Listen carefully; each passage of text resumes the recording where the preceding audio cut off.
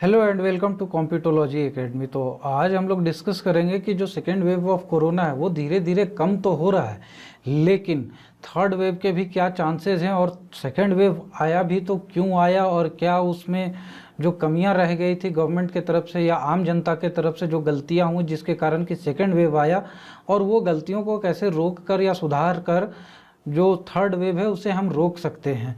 तो my self Vidyanand Singh, और हमारे चैनल को सब्सक्राइब कर लें और बेल आइकन को भी दबा दें ताकि जब भी हम नई वीडियोस डालें तो उसकी इन्फॉर्मेशन आप तक पहुंचती रहे। और वीडियो को अंत तक देखें क्योंकि ये एक बहुत ही इन्फॉर्मेटिव वीडियो है जो कि बहुत काम आएगी।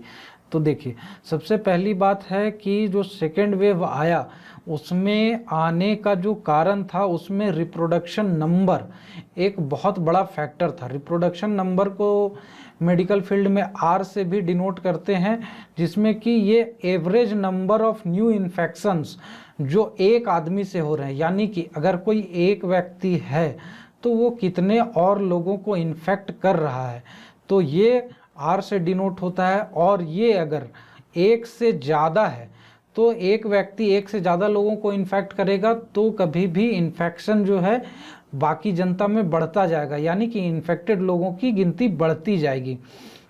और यही अगर एक से कम रहा जो रिप्रोडक्शन नंबर है तो यहाँ पर इन्फेक्शन रेट धीरे धीरे कम होता जाएगा, नंबर ऑफ इन्फेक्टेड पीपल जो हैं वो कम होते जाएंगे। और इसी के कारण यहाँ पर देखने को मिला है कि जो मार्च के बाद से है भारत में इन्फेक्शन का रेट बढ़ता चला गया, क्योंकि आर का रेट जो है वो ज़्यादा हो गया था। और धीरे धीरे जब लॉकडाउन हुआ और बाकी चीज़ों की नियमों की कड़ाई की गई तो आर का रेट एक से कम हो गया, तो इन्फेक्शन रेट धीरे धीरे कम होने लगा। और अभी हम लोग देख रहे हैं कि 1.5 महीने के बाद तकरीबन 4 लाख से कम का जो पीक था वो घटकर 1.5 लाख के आसपास आ गया है। तो ये एक बहुत ही बड़ा अचीवमेंट है। लेकिन यहाँ पर सबसे बड़ी चीज़ ये है कि हम लोग हमेशा लॉकडाउन पर या फिर और दूसरे रिस्ट्रिक्शंस पर नहीं जा सकते हैं, क्योंकि उससे इकोनॉमी को भी इम्पैक्ट होता है और बहुत सारी चीज़ों में दिक्कतें आती हैं और लोगों में भी फ्रस्ट्रेशन बढ़ता है, क्योंकि वो घर में बैठे बैठे परेशान हो जाते हैं, जिसको कि हम लोग हमेशा न्यूज़ में देख पाते हैं कि बहुत सारे लोग लड़ भिड़ जाते हैं law and order enforcement agency के लोगों से, क्योंकि वो बाहर निकलना चाहते हैं और वहाँ पर उन्हें रिस्ट्रिक्ट किया जाता है। तो यहाँ पे देखिए, आर जो है आर बढ़ता है तो उसमें 4 फैक्टर जो होते हैं मेजर होते हैं जो रिप्रोडक्शन रेट बढ़ता है। सबसे पहला होता है ड्यूरेशन ऑफ इन्फेक्शन। ठीक है, एक आदमी कितने दिनों तक इन्फेक्टेड रहा है तो ये उस पर डिपेंड करता है सबसे पहले, क्योंकि वो जितने ज़्यादा दिनों तक इन्फेक्टेड रहेगा उतने ज़्यादा लोगों को वो इन्फेक्ट करने के लिए कैपेबल रहेगा। तो यहाँ पर जनरली देखा जा रहा था कि 14 डेज़ का एक टाइम पीरियड जो सामने निकल कर आ रहा था इंडियन मेडिकल एसोसिएशन के तरफ से, ये था 14 डेज़ आमतौर पर कोविड-19 के पेशेंट इन्फेक्टेड रहते थे। दूसरी चीज़ यहाँ पर क्या है, opportunities and infected person have to spread the infection to others, यानी कि एक जो इन्फेक्टेड पर्सन है वो कितना उसे अपॉर्चुनिटी मिल रहा है दूसरे लोगों में इन्फेक्शन फैलाने का। तो ये कहाँ से हो रहा था, देखिए, जैसे ही लॉकडाउन में ढील दी गई फर्स्ट वेव के बाद और भीड़ भाड़ होना शुरू हुआ, बाज़ारों में ट्रेवल चालू हुआ, कॉमन पीपल जो हैं सो पब्लिक ट्रांसपोर्ट यूज़ करना शुरू किए, इन सब चीज़ों के कारण यहाँ पर एक मास गैदरिंग का सिचुएशन हुआ। उसके बाद शादी ब्याह के फंक्शंस चालू हो गए। तो इन सब चीज़ों से क्या हुआ कि अपॉर्चुनिटी मिली। जो इन्फेक्टेड पर्सन थे वो लोग भले अपने आप में ना उनको पता हो कि वो इन्फेक्टेड हैं, वो मास गैदरिंग में जा रहे हैं, मार्केट जा रहे हैं, पब्लिक ट्रांसपोर्ट यूज़ कर रहे हैं, बाहर निकल रहे हैं, इसके कारण उनको अपॉर्चुनिटी मिले दूसरे लोगों तक इन्फेक्शन फैलाने की। और ये जैसे ही अपॉर्चुनिटी मिली तो यहाँ पर क्या हुआ, आर का रेट बढ़ गया और उसके कारण यहाँ पर दूसरे लोगों में इन्फेक्शन फैलना शुरू हो गया। तीसरी चीज़ क्या है यहाँ पर, प्रोबेबिलिटी, यानी कि कितनी प्रोबेबिलिटी है ट्रांसमिशन होने की।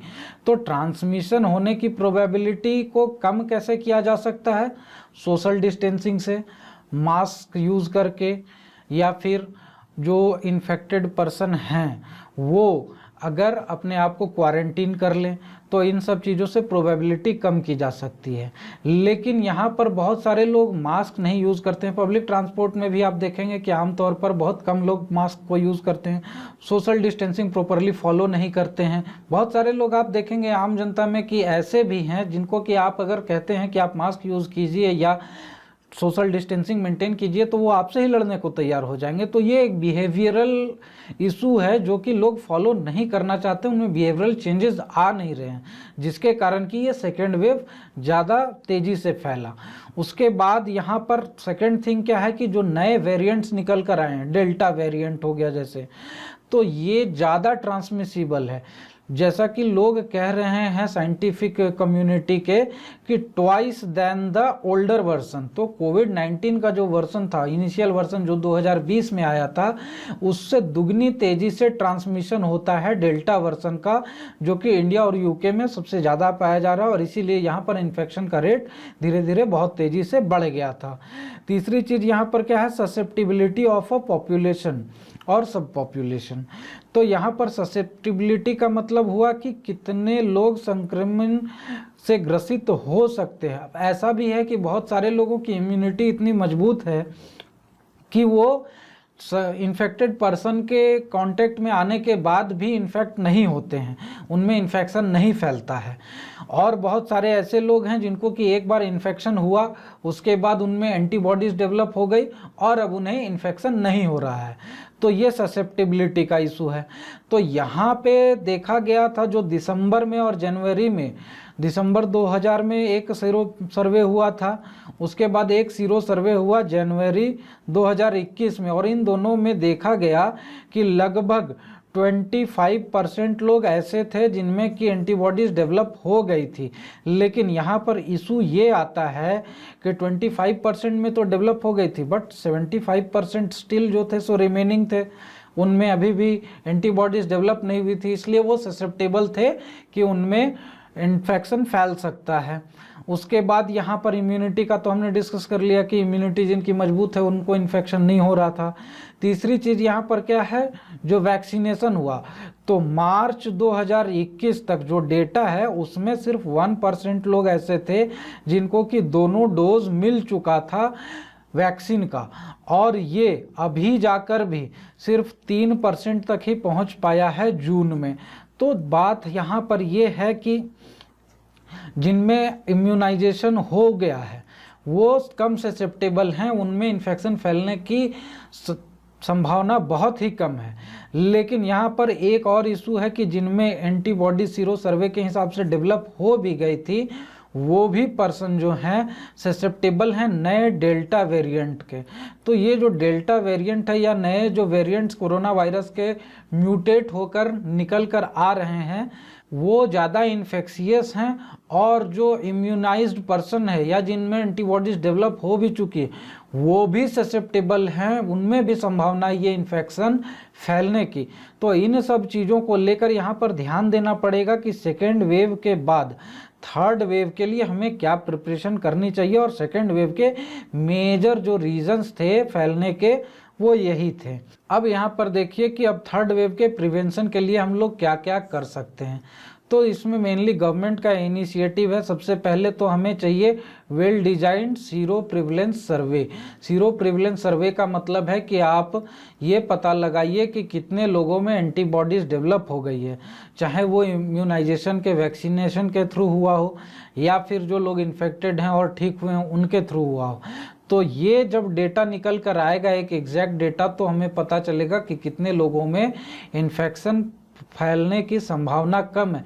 हालांकि यहाँ पर यह भी हमें गौर करना पड़ेगा कि नए जो वेरिएंट्स हैं वो स्टिल इन्फेक्शन फैला सकते हैं। वहाँ पर सीरो सर्वे का इक्वेशन फिर से ख़राब हो सकता है, क्योंकि ये जो डेल्टा वेरिएंट है और नए वेरिएंट्स हैं ये ज़्यादा ट्रांसमिसिबल हैं, ज़्यादा पोटेंट हैं, ज़्यादा ईजिली ये लोगों को इन्फेक्ट कर पा रहे हैं, और जिनमें इम्यूनिटी पुराने वर्जन की है, कोविड-19 वर्जन की है, उनको भी ये फिर से इन्फेक्ट करने की कैपेबिलिटी रखते हैं। दूसरी चीज़ यहाँ पर क्या है, substantially increasing the immunization coverage. तो यहाँ पर थर्ड वेव को रोकने के लिए हमें सबसे पहले क्या होगा कि वैक्सीनेशन की जो स्पीड है वो बढ़ानी पड़ेगी, तेज़ी से लोगों को वैक्सीनेट करना पड़ेगा, क्योंकि जितने ज़्यादा लोगों में वैक्सीनेशन होगा उनमें एंटीबॉडीज़ डेवलप होगी, वो लोग इम्यूनाइज होंगे और उसके बाद उनकी ससेप्टिबिलिटी कम होगी, और उसके बाद अगर वो लोग ट्रांसमिशन होता भी है तो उससे लड़ पाने के लिए कैपेबल रहेंगे, उनमें इम्यूनिटी रहेगी। तो इससे हम लोग थर्ड वेव को रोक सकते हैं। उसके बाद यहाँ पर है यूज़ ऑफ मास्क। तो ये एक बिहेवियरल चीज़ है कि हम लोग सोशल डिस्टेंसिंग को मेंटेन करें, मास्क का इस्तेमाल करें, हैंड सैनिटाइज़र का इस्तेमाल करें, हाथ को कंटिन्यूअसली टाइम टू टाइम धोते रहें।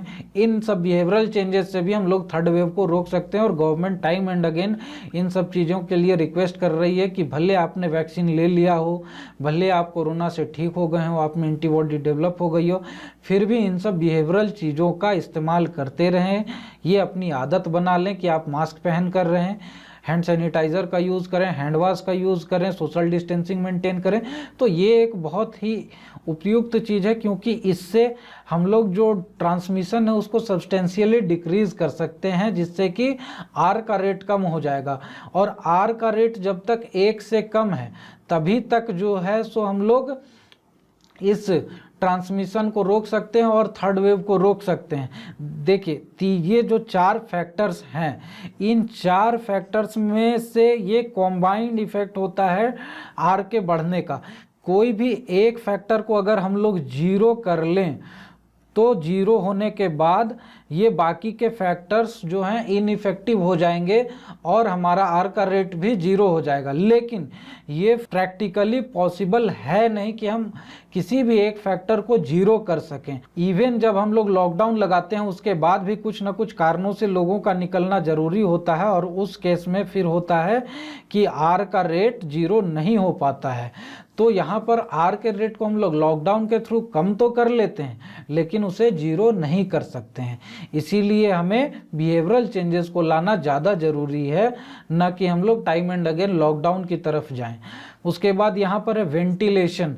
वेंटिलेशन एक बहुत इंपॉर्टेंट फैक्टर है, क्योंकि जब वेंटिलेटेड इन्वायरमेंट रहेगा तो वहाँ पर जो वायरस है एयरबॉर्न, उसकी कंसंट्रेशन कम रहेगी और वो टाइम एंड अगेन रिसाइकल होता रहेगा, तो बाहर के एटमॉस्फेयर में चला जाएगा और उसके कारण लोगों में ट्रांसमिशन होने का कम खतरा रहेगा।